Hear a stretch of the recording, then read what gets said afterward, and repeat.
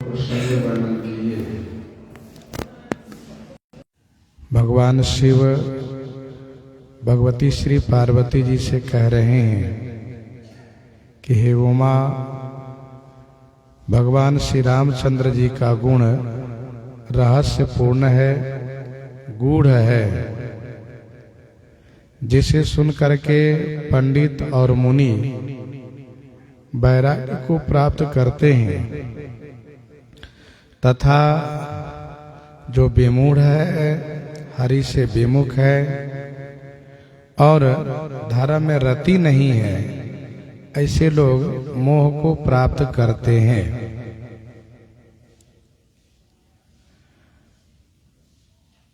अथवा तो पंडित मुनि वैराग्य भी पाते हैं और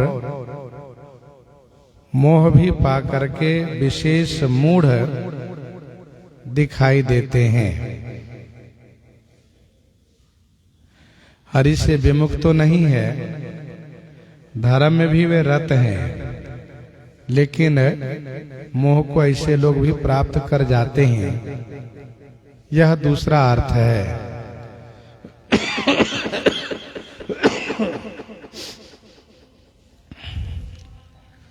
पुर नर भरत प्रीतिमय गाई, मति अनुरूप अनूप सुहाई, मति अनुरूप अनूप सुहाई। पुर प्रीति, नर प्रीति, भरत प्रीति जो अनूप है, सुहाई माने सुंदर है, मति के अनुरूप मैं गाई, अर्थात मैंने गायन किया। यह वाक्य भगवान शिव का है, अथवा तो यह वाक्य गोस्वामी जी का है, अथवा तो यूं कहिए कि यह वाक्य चारों वक्ता का है। सभी अपने अपने श्रोता को कह रहे हैं कि मैंने गाई, मैंने गाई। पुरनर भरत प्रीति में गाई, मति अनुरूप अनूप सुहाई। अब प्रभु चरित सुनहु अति पावन, करत जबन सुर नर मुनि भावन, करत जबन सुर नर मुनि भावन। अब अति पावन प्रभु चरित सुनहु, जे बन सुर नर मुनि भावन करत। अब प्रभु का अति पावन चरित सुनिए, जो चरित भगवान श्री राम जी वन में देवता, नर माने मनुष्य और मुनियों को भाने वाला कर रहे हैं, सबको प्रिय लगने वाला चरित कर रहे हैं। अब तक अयोध्या कांड में सेवक का चरित आपने सुना, अरण्य कांड से अब प्रभु का चरित सुनिए। यह बात सभी वक्ता अपने श्रोता से कह रहे हैं।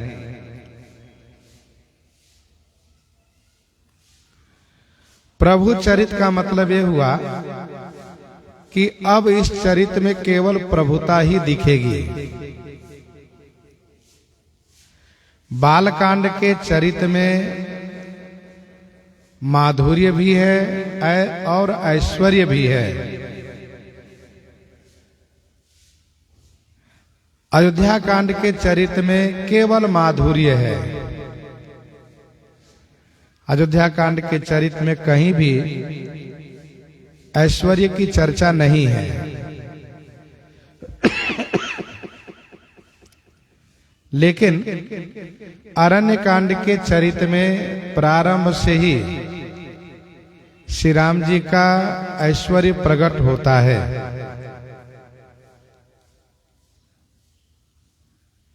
बालकांड के चरित्र में यद्यपि श्री राम जी का ऐश्वर्य देखा जाता है, जैसे कि सुबाहु को मारना, ताड़का को मार देना, मारीच को बिना फल के बाण से आकाश में उड़ा देना, अहल्या का उद्धार करना, शिव धनुष का भंग करना, श्री परशुराम जी पर विजय प्राप्त करना, जिससे सभी राजाओं पर विजय प्राप्त करना माना जाता है। लेकिन यह सारा ऐश्वर्य श्री विश्वामित्र जी के आशीर्वाद में छुप जाता है। श्री चक्रवर्ती जी महाराज रानीवास से ये कहते हैं कि जो कुछ हुआ है इसमें मेरे श्री राम का कोई प्रभुत्व तो नहीं है, अपितु महर्षि विश्वामित्र जी का यह आशीर्वाद है। मुनि प्रसाद कही द्वार सिधाए, मुनि प्रसाद कही द्वार सिधाए। तथा माता श्री कौशल्या जी भी कहती हैं कि मुनि प्रसाद बलितात तुम्हारी, ईस अनेक करवरई तारी। तो इस प्रकार से महर्षि विश्वामित्र जी महाराज के आशीर्वाद में श्री राम जी का ऐश्वर्य समाहित हो जाता है। परंतु अरण्य कांड के चरित्र में श्री राम जी का विशुद्ध ऐश्वर्य प्रकट होता है, और इसलिए यहाँ पर प्रारंभ में ही गोस्वामी जी ने कहा कि अब प्रभु चरित्र सुनहु अति पावन। ये प्रभु का चरित्र है जो अति पावन है, इसे सुनिए।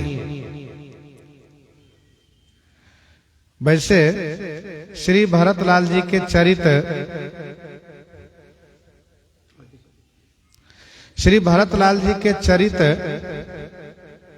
परम पुनीत है। परम पुनीत भरत आचरणु, परम पुनीत भरत आचरणु, मधुर मंजु मुद मंगल करनु। श्री भरतलाल जी के चरित्र परम पुनीत है, तो भगवान श्री राम जी का चरित्र अति पावन है। भक्त और भगवान दोनों का चरित्र परम पावन होता है। करत जे बन सुर नर मुनि भावन। अब श्री राम जी जो भी चरित्र करेंगे, इस चरित्र से तीनों को मन भाएगा। देवता जो रजोगुण प्रधान है, भगवान श्री राम जी का रजोगुण चरित्र उनको भाएगा। नर जो तमोगुण प्रधान है, तो मनुष्यों को तमोगुण चरित्र भाएगा, और मुनि जो सतोगुण है उनको सात्विक चरित्र भाएगा। जैसे जब रघुनाथ समर रिपु जीते, जब रघुनाथ समर रिपु जीते, सुर नर मुनि सबके भय बीते।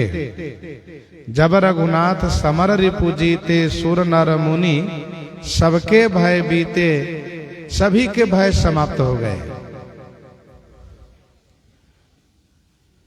तो भगवान श्री राम जी देवता, मनुष्य और मुनि तीनों को भाने वाला चरित्र कर रहे हैं,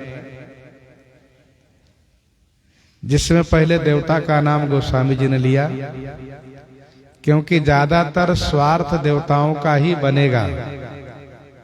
मनुष्य का भी स्वार्थ है, मुनि का भी स्वार्थ है, सबका स्वार्थ भगवान श्री राम जी के चरित्र से सिद्ध होगा। असुरों का संहार होगा। एक बार चुनी कुसुम सुहाए, निज कर भूषण राम बनाए। एक बार चुनी कुसुम सुहाए।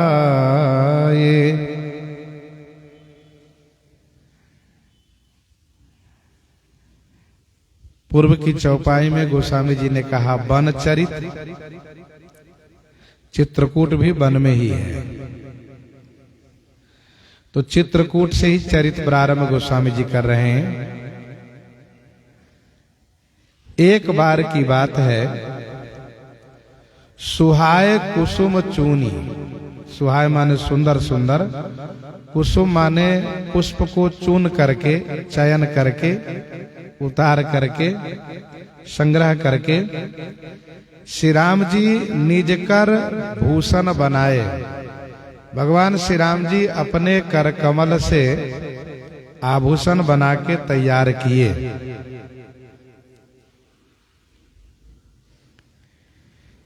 एक बार चुनी कुसुम सुहाए। एक बार का मतलब आप समझते हैं कि जीवन में जब कोई एक विशेष घटना होती है तो उस घटना को चर्चा करने में हम लोग कहते हैं एक बार ऐसा हुआ। एक बार शब्द ही विशेष घटना को संकेत करता है। ऐसा नहीं कि श्री राम जी केवल एक बार ही पुष्प का आभूषण बना करके श्री किशोरी जी का श्रृंगार किए, लेकिन एक बार कहने का यहां अभिप्राय यह है कि उस बार इंद्र के पुत्र जयंत ने बड़ी धृष्टता की और उसका परिणाम उसको भुगतना पड़ा।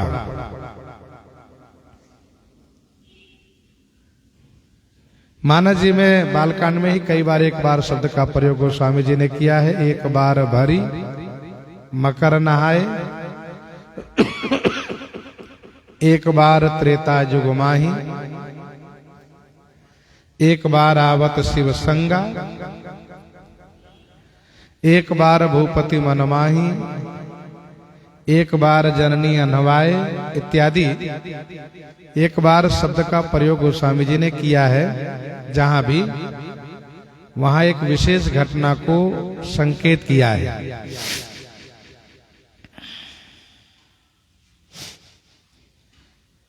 भगवान श्री राम जी स्वयं सुंदर सुंदर पुष्प चुन करके लाए।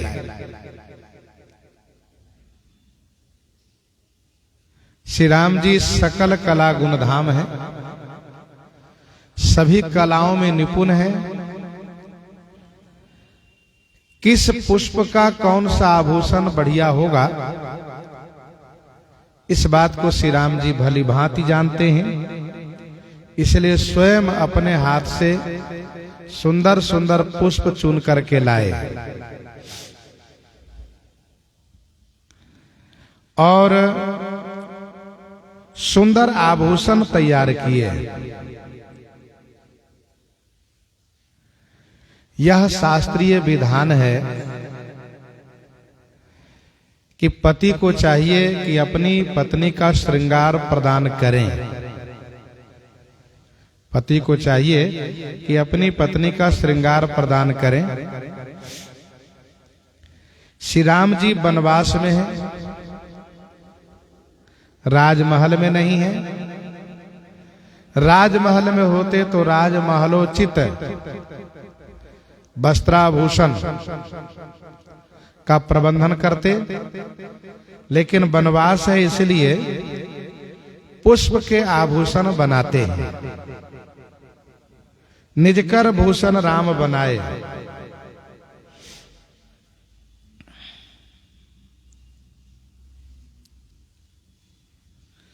भगवान श्री राम जी चित्रकूट में बहुत दिन तक निवास किए हैं। यद्यपि मानसकार ने समय को निर्धारण नहीं किया है कितने समय तक ही निवास किए हैं, लेकिन संतों की मान्यता में है कि श्री राम जी बहुत दिन तक चित्रकूट में निवास किए हैं। नवल किशोर प्रेस से प्रकाशित अवध विलास ग्रंथ में ऐसा वर्णन है। नवल किशोर प्रेस से प्रकाशित अवध विलास ग्रंथ में ऐसा वर्णन है कि भगवान श्री राम जी चित्रकूट में 99 रहस्य परक चरित किए हैं। 99 रास किए हैं, ऐसा समझना चाहिए। चित्रकूट में सभी देवता आते हैं, सभी देवियां आती हैं, देवंगना तीर्थ भी है वहां। अंतिम चरित, अंतिम रास के आधा चरित पूरा हो चुका था। अंतिम रास अर्थात 100वां रास का आधा चरित पूरा हो चुका था कि देवेंद्र के पुत्र जयंत ने विघ्न डाला, जिससे ये भंग हो गया, ये रहस्य भंग हो गया, ये रहस्य भंग हो गया। तो इसकी पूर्ति भगवान श्री राम ने श्री कृष्ण अवतार में द्वापर में की है। इसकी पूर्ति वहां की है।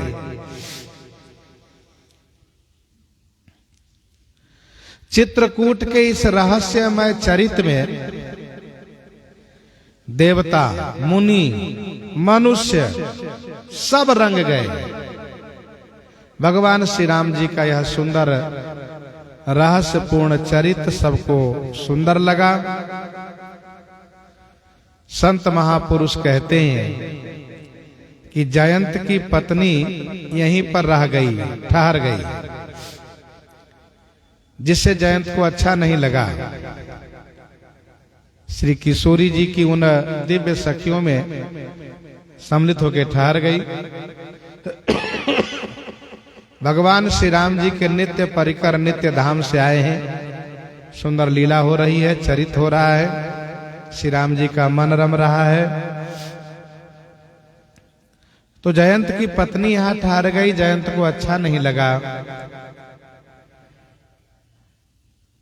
यद्यपि देवताओं के मन में यह बात आने लगी कि श्री राम जी हम लोगों के कार्य के लिए वन में आए हैं और चित्रकूट में इस प्रकार से रासलीला में रमे हुए हैं, रहस्यपूर्ण चरित कर रहे हैं, हम लोगों का काम कब होगा।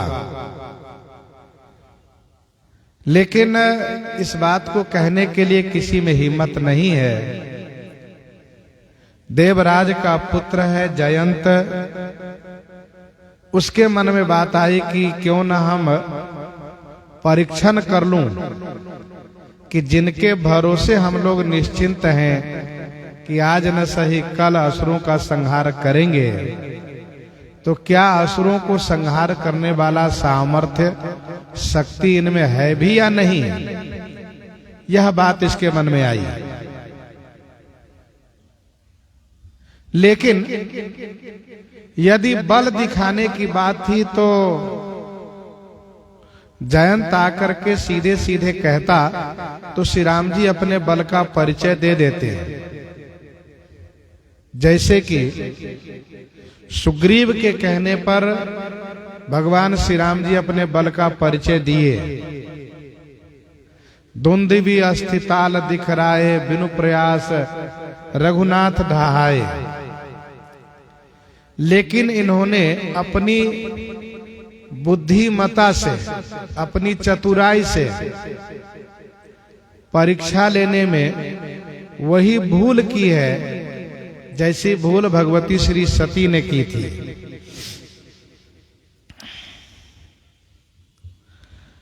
तो इस प्रकार से इनसे भूल हुई। गोस्वामी जी कहते हैं कि निजकर भूषण राम बनाए, अपने हाथ से आभूषण तैयार किए हैं। सीता ही पहिराए प्रभु सादर, बैठे फटिक शिला पर सुंदर। सीता ही पहिराए प्रभु सादर, बैठे फटिक शिला पर सुंदर।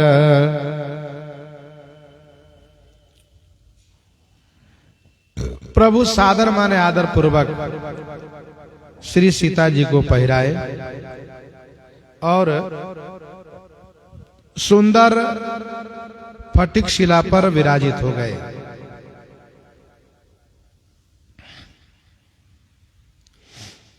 सीता ही पहिराए प्रभु सादर। प्रभु श्री राम जी बड़े आदर के साथ श्री किशोरी जी का श्रृंगार किए हैं और इसके बाद जो स्फटिक मणि की शिला है, शिलाखंड है, उस पर विराजित हुए हैं, बैठे हैं।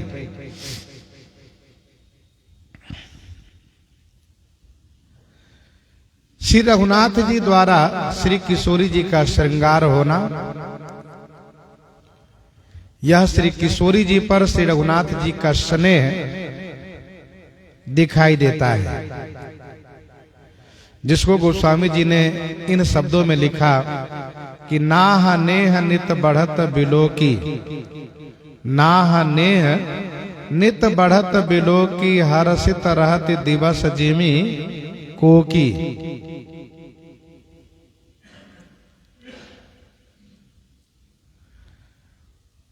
जो लोग श्रीमद् रामचरितमानस जी को ठीक से नहीं समझ पाते हैं, वे लोग गोस्वामी जी पर आक्षेप कर देते हैं कि श्री तुलसीदास जी जैसे कि नारी है, शूद्र है, इसके विरोधी थे। जो इस तरह से कहते हैं उन्हें इन प्रसंगों को पढ़ना चाहिए। कोल किरात, निषाद राज, सबरी जी, इन सब के चरित्र को पढ़ना चाहिए और फिर श्री रघुनाथ जी द्वारा श्री किशोरी जी का पुष्प से श्रृंगार करना, यह पढ़ना चाहिए। श्री राम जी पुष्प का आभूषण बना करके पहनाते हैं और इसके बाद स्फटिक शिला पर बैठते हैं।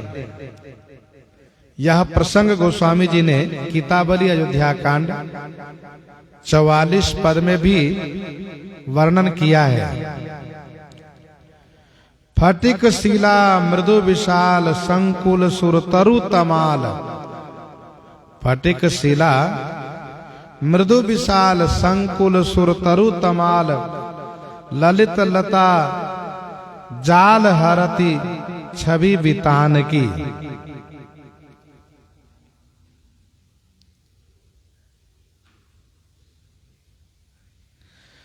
यहां पर कोमलता और कठोरता दोनों देखी जा रही है। कोमलता ऐसी कि सुंदर कोमल कोमल पुष्पों से श्री किशोरी जी का श्रृंगार किए हैं। सभी आभूषण बनाए हैं, सिर से लेकर के पैर तक आभूषण बनाए हैं। और कठोरता भी देखी जा रही है। कठोर स्फटिक मणि की शिला पर बैठे हैं, जिसका आशय यह है कि श्री राम जी में कोमलता भी रहेगी और कठोरता भी रहेगी,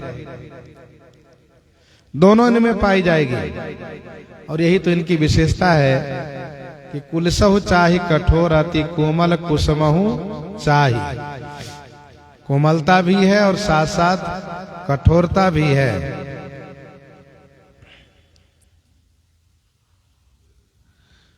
एक संत ने ये कहा कि श्री राम जी श्री किशोरी जी का श्रृंगार कर रहे हैं,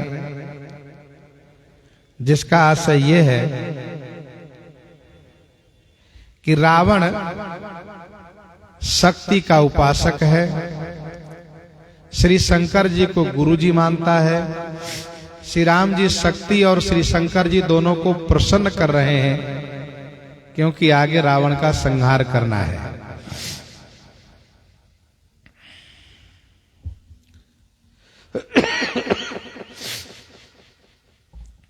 तो सीता ही पहिराए प्रभु सादर, बैठे फटिक शिला पर सुंदर।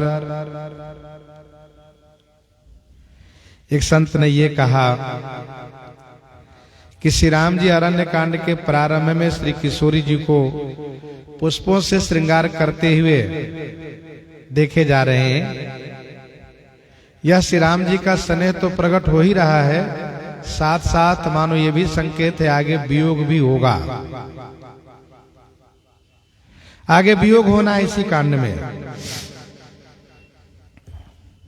तो श्री राम जी श्री किशोरी जी को पुष्प के आभरण धारण करा करके, आभूषण धारण करा करके स्फटिक शिला पर बैठे हैं। आगे गोस्वामी जी कहते हैं, सुरपति सुत धरी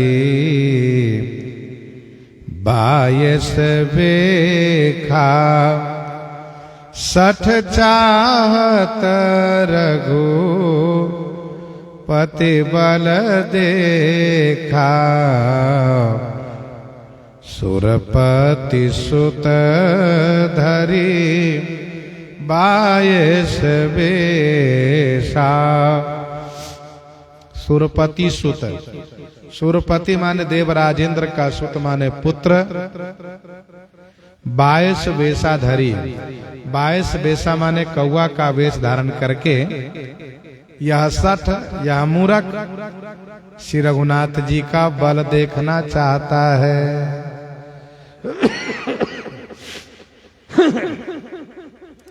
60 चाहत रघुपति बल देखा।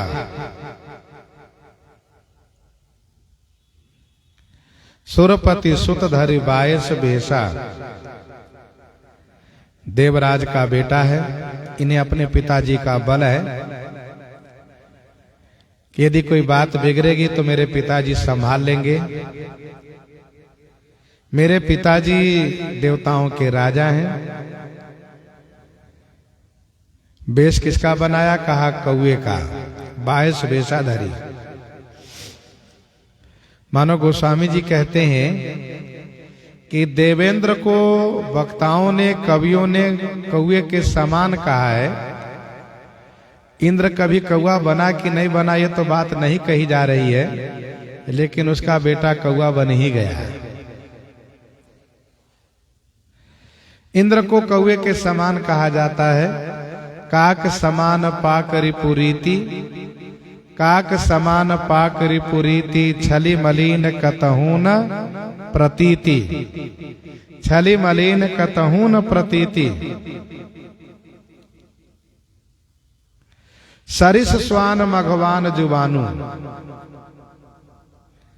जे कामी लोलुप जगमाही, कुटिल काकी व सबही डेराही।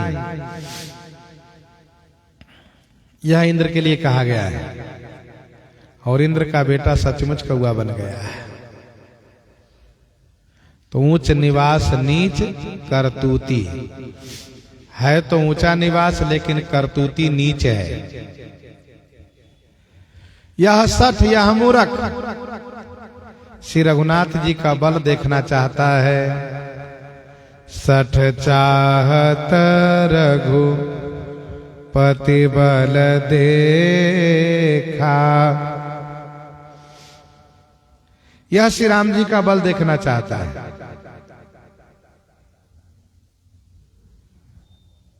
जैसा काम करने वाला है वैसा ही वेश बनाया है जयंत।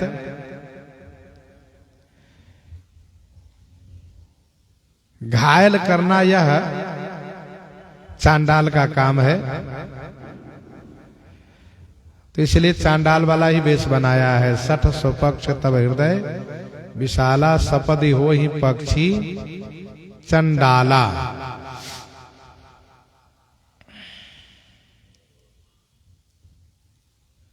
यह सठ है, मूर्ख है।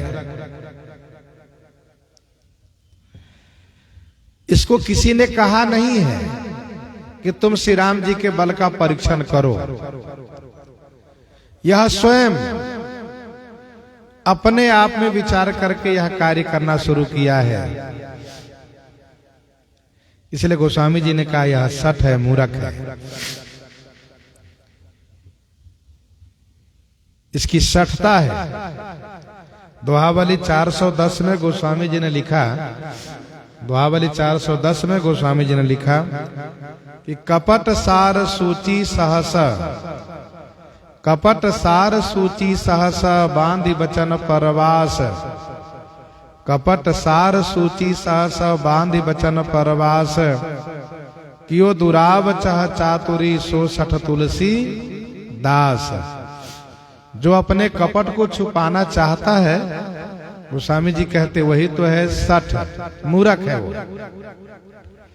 कपट छुपता नहीं है।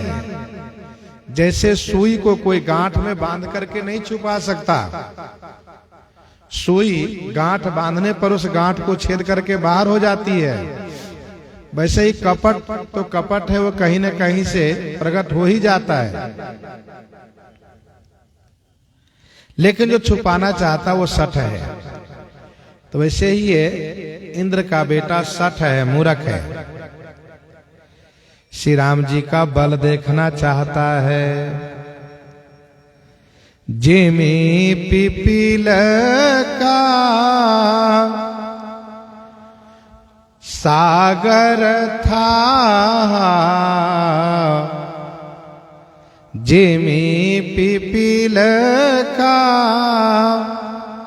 सागर था,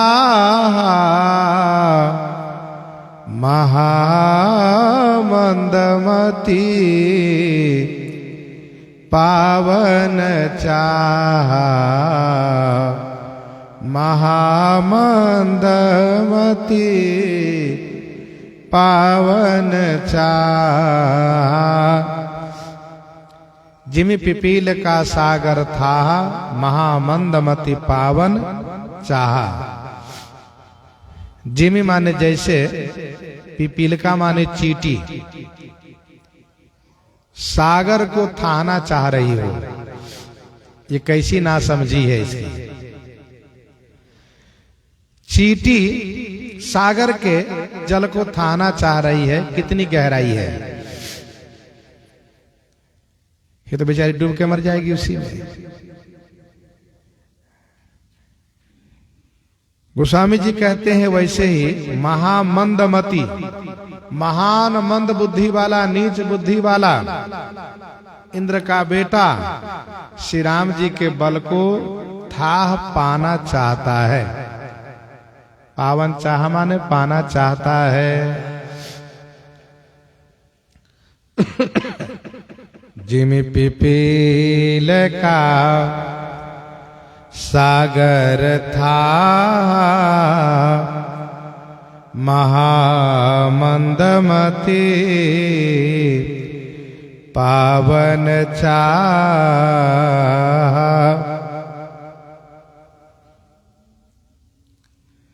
जिमि पिपील का सागर था,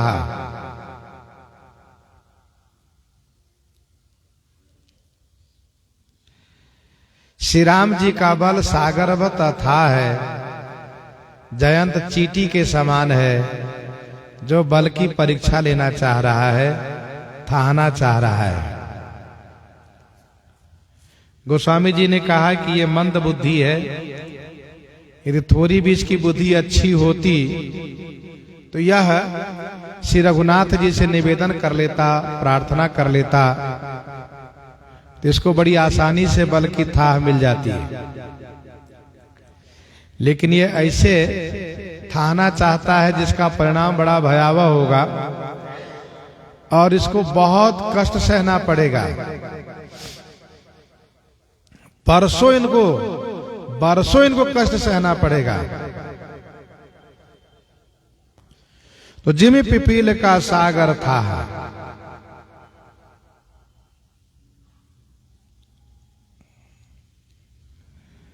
चींटी जब सागर को थाहने जाएगी तो क्या होगा, वो अपने आप बह जाएगी।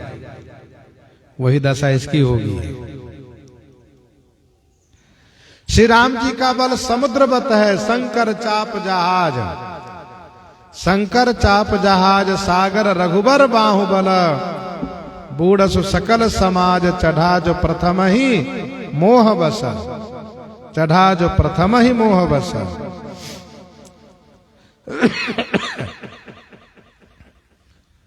तो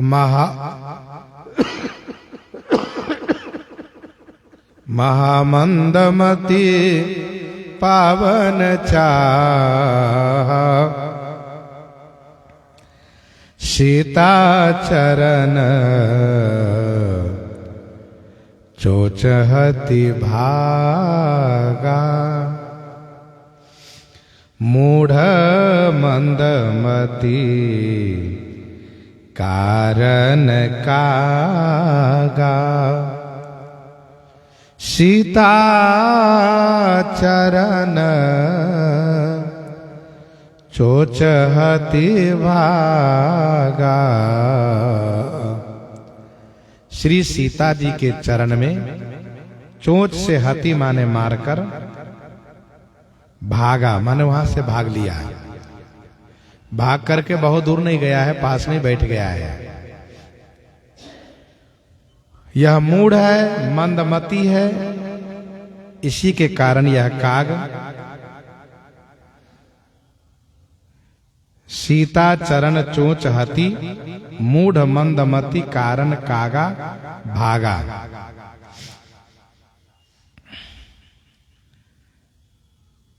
मंद बुद्धि वाला है, मूर्ख है, इसलिए यह काग श्री सीता जी के चरण में चोंच मार करके भागता है। महर्षि वाल्मीकि जी श्रीमद् वाल्मीकि रामायण में श्री सीता जी के पयोदर में चोंच मारने की बात कहते हैं। कलप भेद से जैसा भी हो वहां पर गोस्वामी जी जो कथा कह रहे हैं, यह कथा भगवान शिव द्वारा रचित है। अध्यात्म रामायण में और आनंद रामायण में दोनों जगह वर्णन है। श्री किशोरी जी कहती हैं कि मेरे अंगूठे में, मेरे पद आंगुष्ठ में मांस के लोभ से चोंच मारा था। वैसे श्रीमद् वाल्मीकि रामायण व अध्यात्म रामायण में यह प्रसंग सुंदर कांड में श्री सीता जी द्वारा श्री हनुमान जी को संदेश कहने में चर्चा में है। अरण्य कांड में यह प्रसंग वर्णित नहीं है। अस्तु, तो श्री सीता जी के चरण में चोंच मारने की बात गोस्वामी जी कह रहे हैं और अध्यात्म रामायण में भी इसका प्रमाण है। तो श्री सीता जी के चरण में इस मंद बुद्धि नीच काग ने चोंच से मारा है।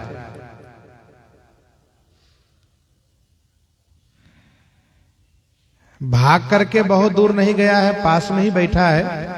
कहां पर? तो एक शिलाखंड है जिसको जयंत टीकरी कहते हैं।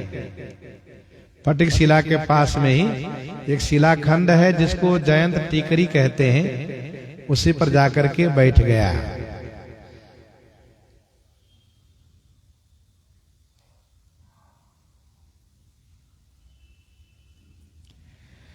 प्रश्न ये उठता है कि श्री लक्ष्मण जी कहां थे? इसका समाधान ये है कि यह एकांतिक चरित्र है, रहस्यपूर्ण चरित्र है, इसलिए लक्ष्मण जी बिल्कुल पास में नहीं है। एक संत ने कहा श्री लक्ष्मण जी कामदगिरी की परिक्रमा में है। एक संत ने कहा श्री लक्ष्मण जी कंदमूल फल लेने गए हैं, पर लक्ष्मण जी यहां पर है नहीं, क्योंकि लक्ष्मण जी की निगाह में यदि वह जयंत दिखता तो बचता नहीं। मान लीजिए लक्ष्मण जी कहीं आसपास में हो भी तो उनकी आंख बचा करके जयंत ने यह काम किया है।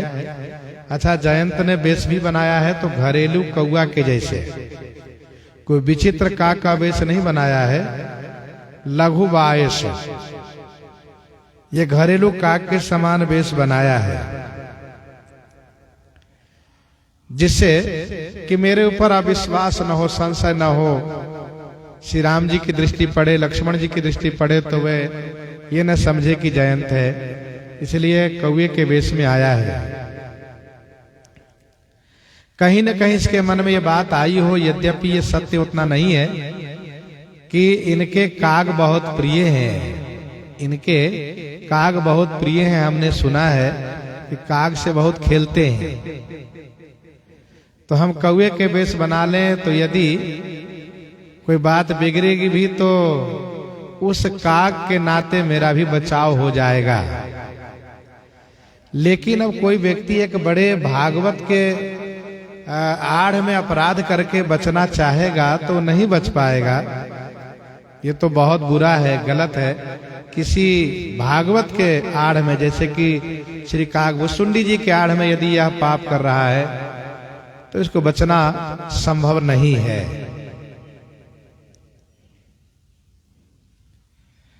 एक प्रश्न और है कि श्री सीता जी को ही चरण से क्यों, श्री सीता जी के ही चरण में क्यों प्रहार किया? श्री राम जी के चरण में प्रहार कर लिया होता तब भी तो पता चल जाता। इसका समाधान ये है कि श्री राम जी के चरण में यदि चोट से मारता तो संभवतः श्री राम जी उस शक्ति को प्रकट नहीं करते जिस शक्ति को प्रकट किए श्री सीता जी के चरण में चोट मारने पर। क्योंकि जयंत ने भी सुना है गुरु जी के वक्तव्य को कि सुनु सुरेश रघुनाथ सुभाऊ, निज अपराध रिसाई न काऊ। सुनु सुरेश रघुनाथ सुभाऊ, निज अपराध रिसाई न काऊ। जो अपराध भगत कर करई, राम रोष पावक सो जरई। जो अपराध भगत कर करई, राम रोष पावक सो जरई। तो बहुत संभव है कि इसने ऐसा सोचा कि पूरी शक्ति का परिचय तभी देंगे जब मैं किशोरी जी का अपराध करूंगा। और ये भी नासमझी पूर्वक इनका विचार है।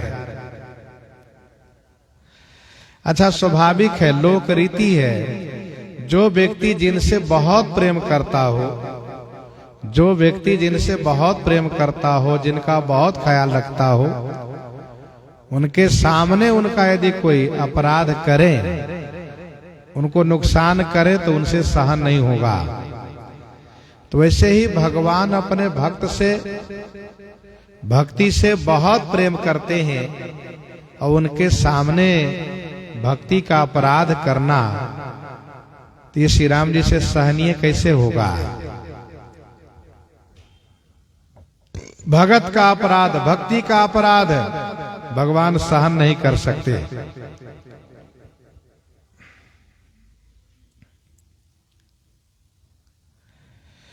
तो सीता चरण चोच हति भागा, मूढ़ मंदमति कारण कागा।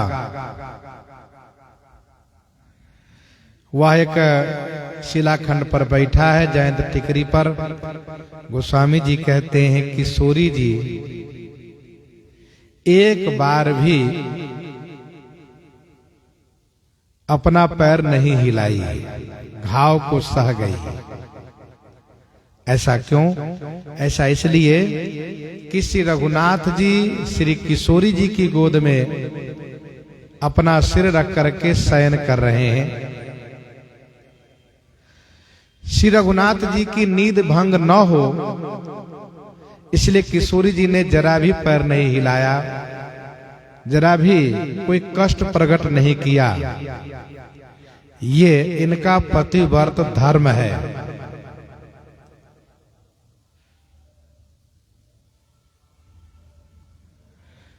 श्री रघुनाथ जी से कहा भी नहीं, क्योंकि सो रहे हैं, उनको कहा नहीं, उनसे उनको जगाया नहीं।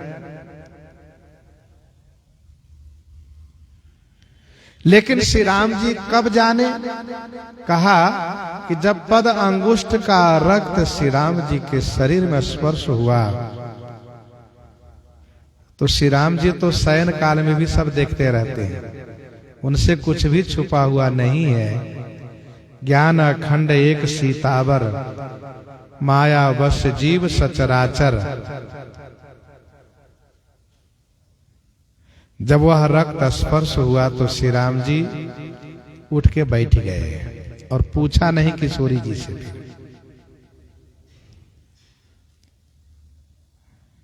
तुरंत श्री राम जी जिस आसन पर लेटे हुए थे उसमें से 2 सींग निकाल लिए, एक का धनुष एक का बाण बना दिए।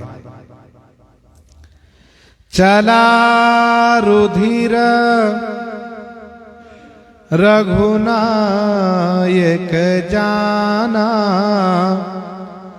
सीक धनुष सायक संधाना। सीक धनुष सायक संधाना। चला रुधिर रघुनायक जाना। चला रुधिर रघुनायक जाना, सीक धनुष सायक संधाना। जब रुधिर चला, रक्त वह चला, तब श्री रघुनाथ जी ने जाना। सीक धनुष सायक संधाना। सीक के धनुष से सीक के बाण का संधान कर दिए। सीक धनुष सायक संधाना।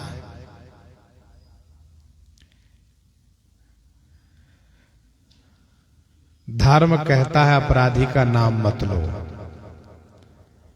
इसलिए श्री राम जी ने किशोरी जी से नहीं पूछा, क्योंकि श्री किशोरी जी बड़ी करुणामयी दयालु हैं, ये नाम बताएंगी नहीं।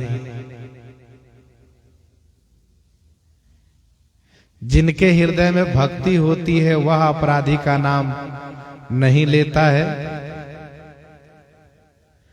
जयदेव जी को राजा ने पूछा कि आपके हाथ पांव को किसने काटा है, तो जयदेव जी ने कहा, राजन तुम स्वयं समझ सकते हो कि किसने काटा है। कोई काल का नाम लेते हैं, कोई कर्म का नाम लेते हैं, कोई प्रारब्ध का नाम लेते हैं। ये सब अपने भाग्य का खेल है राजा। श्रीमद् भागवत जी में वर्णन है, राजा परीक्षित ने 3 पांव कटा हुआ उस वृषभ से पूछा कि मेरे राज्य में आपके 3 पांव को किसने काटा है, बताइए। तो वह वृषभ कोई और नहीं, मूर्तिमान धर्म है। उन्होंने भी नाम नहीं लिया कि मेरे पांव को किसने काटा है, उन्होंने भी काल कर्म गुण स्वभाव पर कह करके टाल दिया। तो मानो धर्म ये कहता है कि अपराधी का नाम मत लो। जो दुख तुम्हारे जीवन में मिलता है ये तुम्हारे अपने किए हुए कर्म का परिणाम है। दुख सुख ये सब किए हुए कर्म का परिणाम है, इसलिए किसी के नाम लेना ठीक नहीं है। काहुन को सुख दुख कर दाता, निज कृत कर्म भोग सब भ्राता। यही यथार्थ है, यही हकीकत है। तो श्री राम जी ने पूछा नहीं। श्री राम जी सब जान रहे हैं। यदि पूछते भी तो श्री सिया जी कहती कि आपको भी बताना पड़ेगा, आप तो सब जानते हैं। इसीलिए सरकार ने पूछा नहीं। श्री राम जी के पास धनुष बाण रखा है, ऐसा नहीं कि धनुष बाण नहीं है, धनुष बाण हमेशा साथ रहता है। लेकिन श्री राम जी ने सोचा कि यह बल देखना चाहता है, इसको बल दिखाने में दिव्य अस्त्र शस्त्र का प्रयोग क्या करना है, अर्थात बल दिखाने में धनुष बाण क्या उठाना है। तुक्ष है ये, इसलिए थोड़े से बल दिखाना है। सीख धनुष बायक संधाना, सीख धनुष बायक संधाना। दूसरा भाव ये है कि यह धनुष बाण असुरों के लिए है, देवताओं के लिए नहीं है। जयंत भी देवता है, इसके लिए कुश ही पर्याप्त है, इसके लिए कुश ही पर्याप्त है।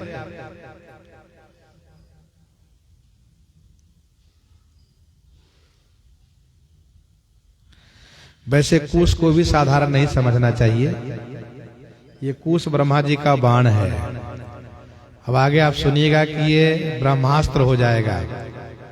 ब्रह्म बाण से अभिमंत्रित होने से ब्रह्मास्त्र हो जाएगा। तो ये कुश ब्रह्मा जी का बाण है। इस बाण के लगने से, इस बाण के पीछे लगे, इसकी बाण के पीछे लगने से सबको पता चलेगा कि ये दिव्य बाण है, कुश का बाण लगा है। कुछ लोगों ने कहा कि धनुष तो यही है, बाण कुश का है। लेकिन ध्यान दीजिएगा, मानस जी में गोस्वामी जी ने स्पष्ट किया है कि जिस धातु का धनुष होता है उसी धातु का बाण भी होता है। जिस धातु का धनुष होता है उसी धातु का बाण भी होता है। काम कुसुम धनुषायक लीन्हे, सकल भुवन अपने बस किन्हे। काम कुसुम धनुषायक लीन्हे, सकल भुवन अपने बस किन्हे। तो ये पुष्प का धनुष बाण। लंका कांड में गोस्वामी जी ने लिखा कि लव निमेष परमान जुग बरस कलप सर चंड। ये काल का ही धनुष बाण है। भजस न मन तहि राम को काल जासु को दंड। तो श्री राम जी सीख के धनुष पर सीख का बाण संधान कर दिए। अब गोस्वामी जी श्री राम जी की दयालुता को वर्णन कर रहे हैं। अति कृपाल रघुनायक सदा दीन पर नेह, तासन आई कीन छल मूरख अवगुण गेह। मूरख अवगुण गेह। रघुनायक अति कृपालु हैं, सदा दीन पर स्नेह करने वाले हैं। रघुनायक श्री रघुनाथ जी अति कृपालु हैं, सदा माने हमेशा दीन जनों पर स्नेह करने वाले हैं। यह मूरख अवगुण का गेह, अवगुण का घर, उन्हीं श्री राम जी से आकर के छल किया है। तासन आई कीन छल।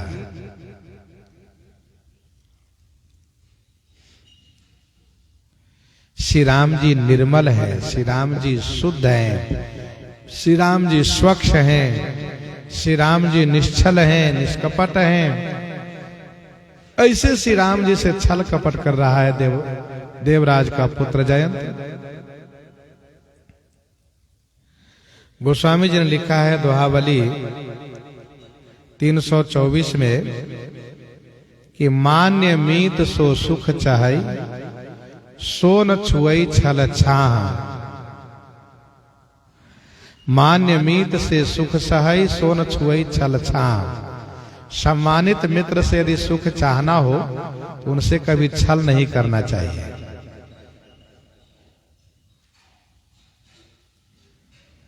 द्वावली में गोस्वामी जी ने स्पष्ट किया है, शशि त्रिशंगु कैकेयी गति लखि तुलसी मनमा।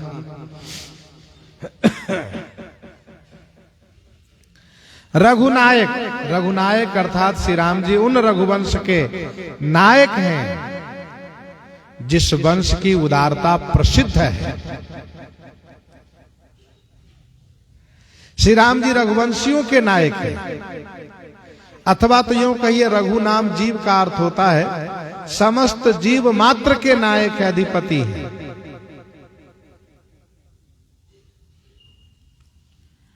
अति कृपाल रघुनायक सदा दीन पर नेह। दीन जनों पर हमेशा स्नेह करने वाले हैं श्री राम जी।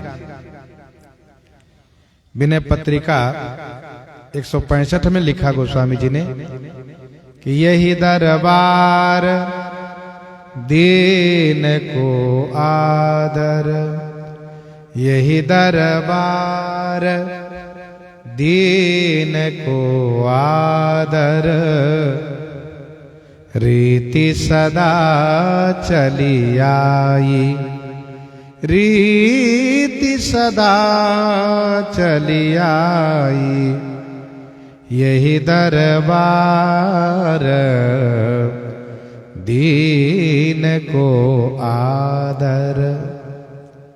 इस दरबार में दीन जनों का खूब आदर होता है। जय दीन प्यारे वेद पुकारे, द्रवौ सुश्री भगवाना। अति कृपालु, कृपालु में अति कृपालु है श्री राम जी, बड़े दयालु है, हमेशा दीन जनों पर स्नेह करने वाले हैं। इस वंश में श्री रघु जी महाराज हुए हैं।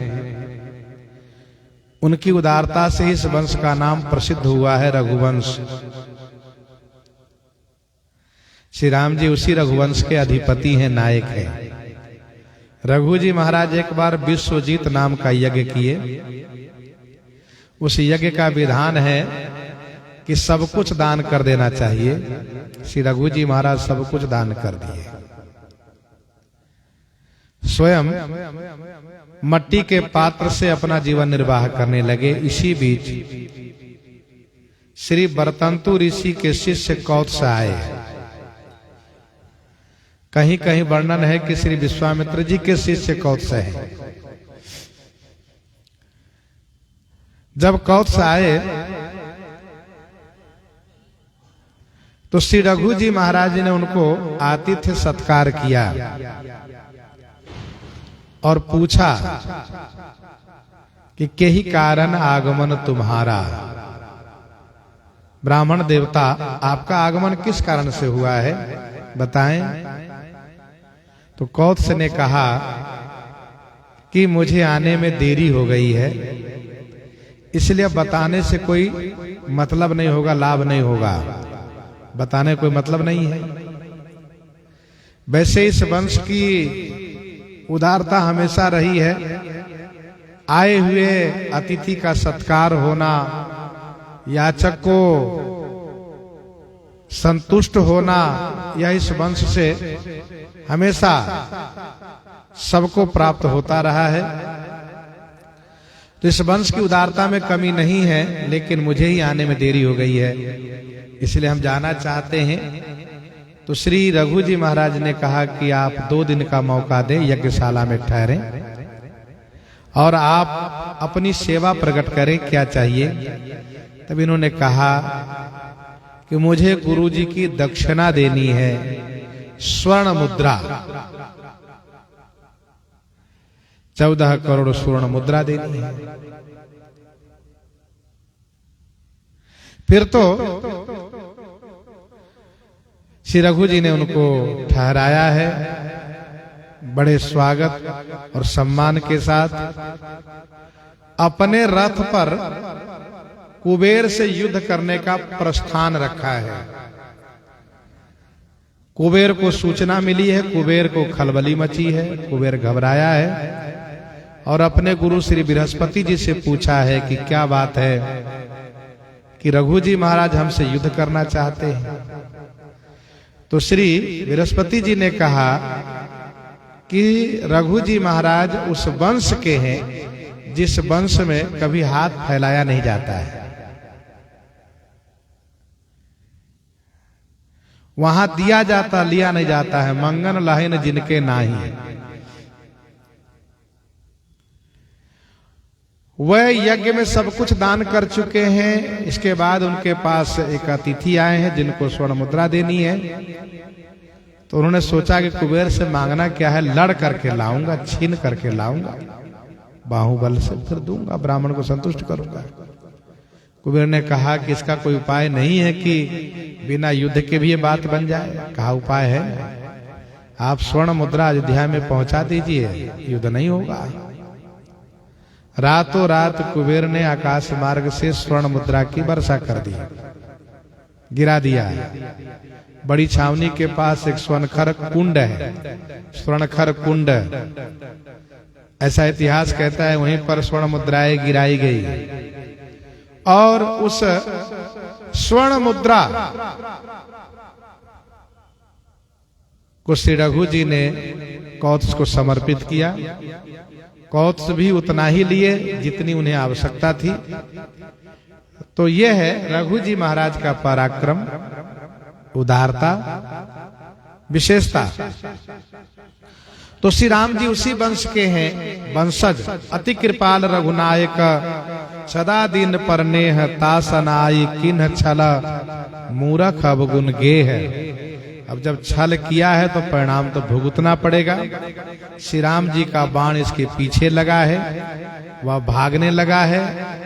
अब वह भागता रहे, श्री राम जी का बाण उसको भगाता रहेगा। प्रसंग को यहीं पर हृदयांगम करते हुए आइए श्रवण करते हैं श्री जानकी मंगल से।